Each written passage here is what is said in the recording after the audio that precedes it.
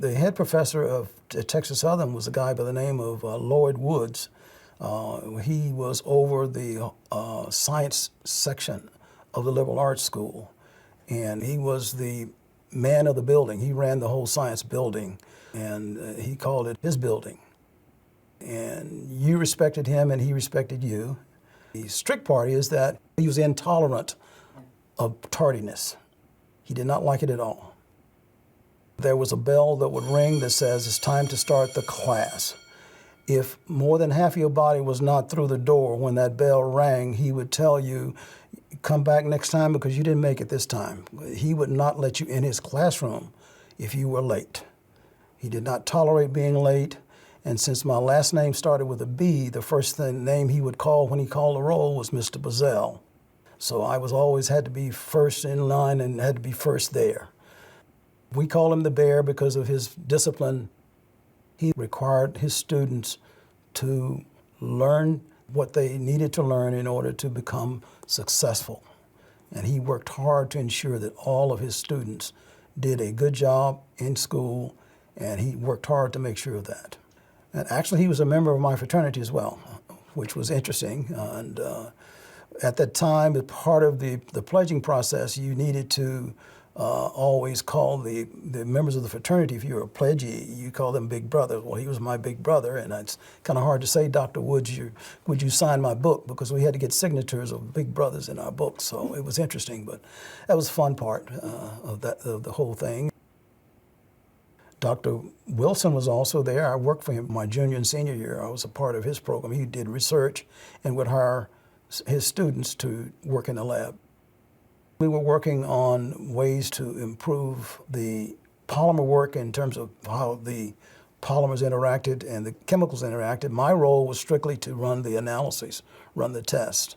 And in fact, I eventually majored in full-time in analytical chemistry, so I was doing analytical work for him. John Biggers, art professor at Texas Southern University, a renowned artist himself. He did a lot of murals, and in fact, the second floor of the main classroom building, the liberal arts building, had a mural going the whole hallway that he had prepared for that.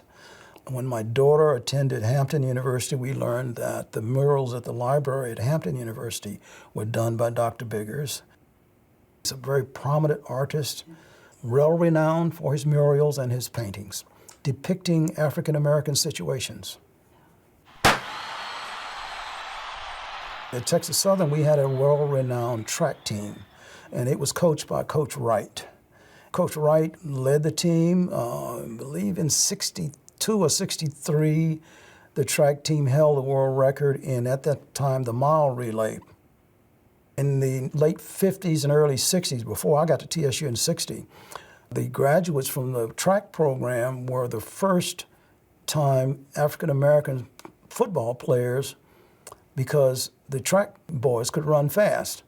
That's where the wide receivers really got started. A couple of the wide receivers actually came from Texas Southern and went to like the Houston Oilers or Dallas Cowboys to become wide receivers because they could basically outrun any other football player.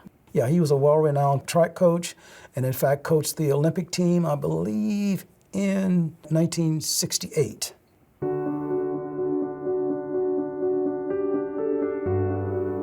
I remember to this day my first day in the class of Dr. Thomas Freeman, because we were all sitting in the class and he came in from the back of the room and he introduced himself to us by saying, on this day, and I don't remember the specifics, but on the 5th day of X month in the year of our Lord, 1931, a great bundle of joy came into the household of his parents. And that great bundle of joy was Thomas Freeman. He is now here to teach you this wonderful class of philosophy.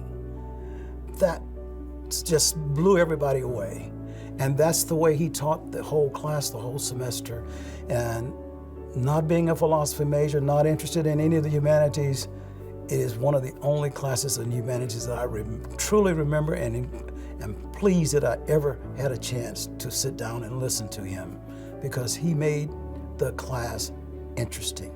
He made, through the way he spoke, he made you interested in what he had to say by the inflections in his voice and the emotions and the use of hand gestures, which is how he became a great debate coach, because he enabled his students to make their words tell a story in a convincing way. This expresses my idea of democracy. Whatever differs from this, to the extent of the difference, is no democracy. Thank you. U.S. Representative Barbara Jordan, who had the opportunity to sit on the Watergate Commission. She learned her ability to speak, and in his words, make your words tell a story, and she was able to learn that process. And she is now one of the renowned graduates of Texas Southern University.